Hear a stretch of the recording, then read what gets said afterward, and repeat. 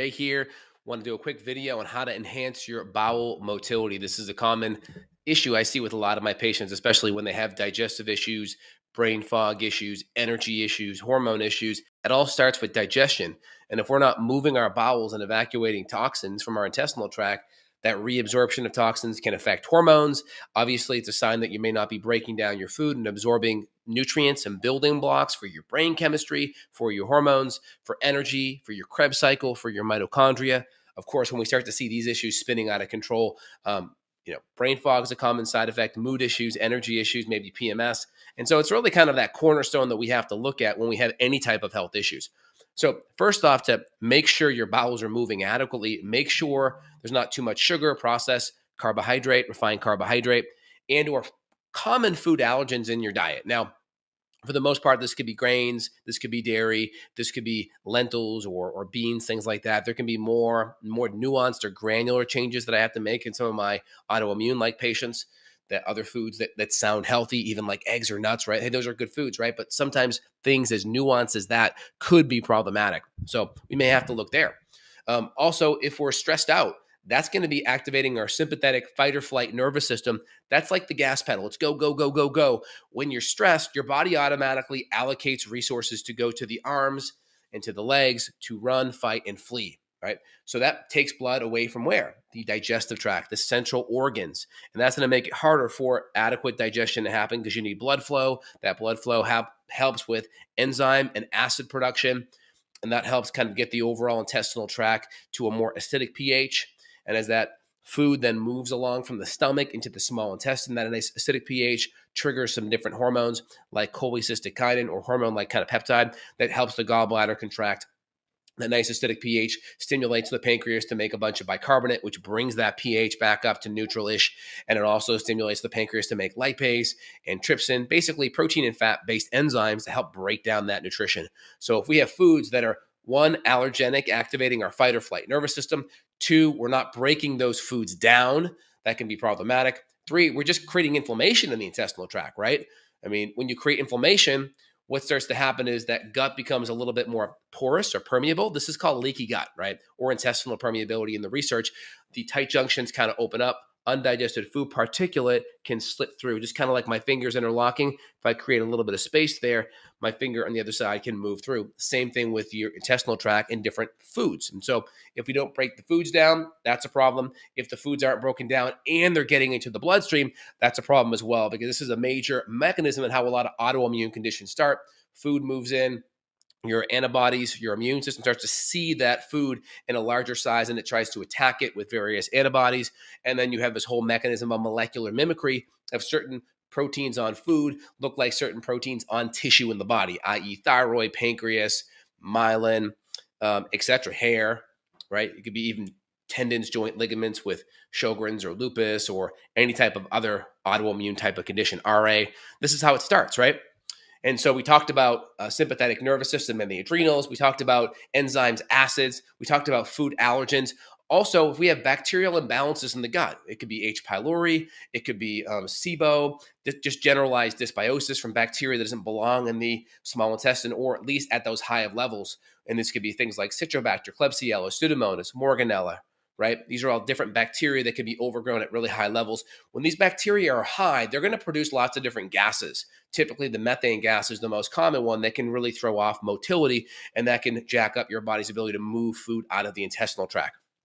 I'd also say hormone, like if we have different types of issues in regards to motility, this can also affect hormones too, because then we're not absorbing all the nutrients, the cholesterol, the fats, the fat soluble vitamins, the protein, and these can also spiral out and start to create more hormone issues like PMS or energy issues or just low testosterone, right? Lower libido. So really important on that front.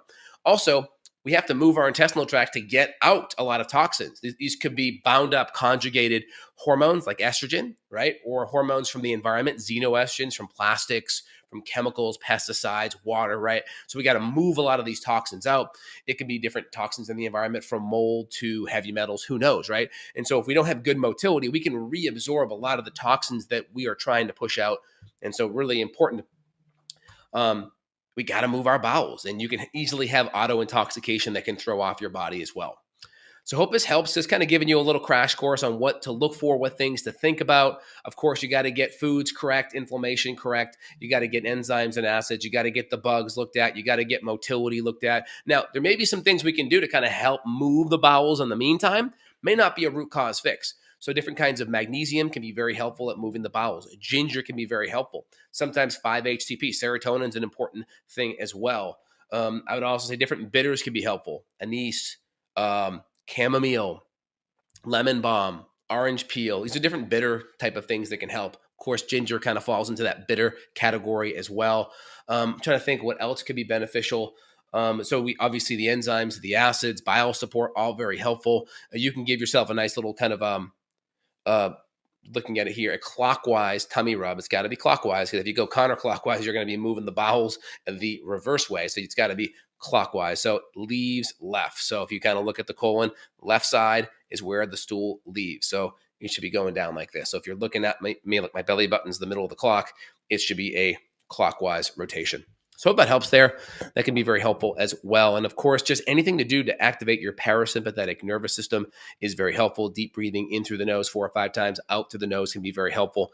And I would also say low-hanging fruit, eat in a very stress-free environment, chew your food up very well, 32 chews or so, oatmeal-like consistency, and then avoid hydrating with food. Try to do that 15 minutes, 10 minutes before, maybe an hour and a half, 2 hours afterwards is a good first start.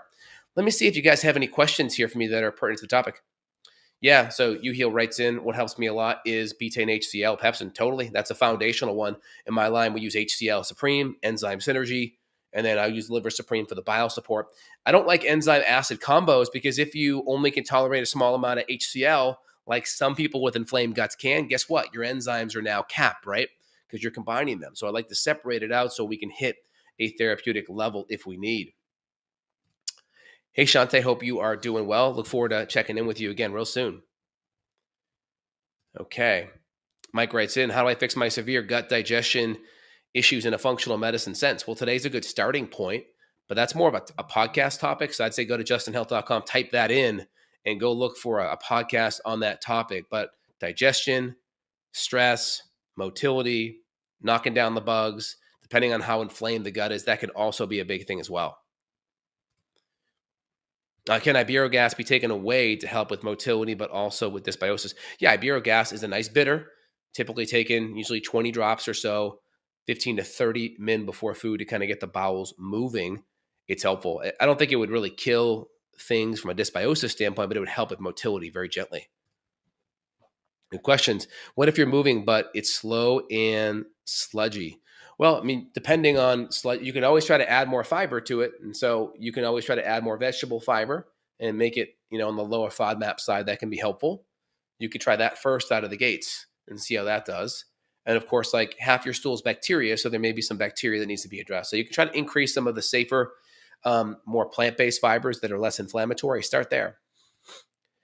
Good questions. What do you think of this new supplement called Tugka? Yeah, Tugka is just an herb. It's very helpful for gallbladder function.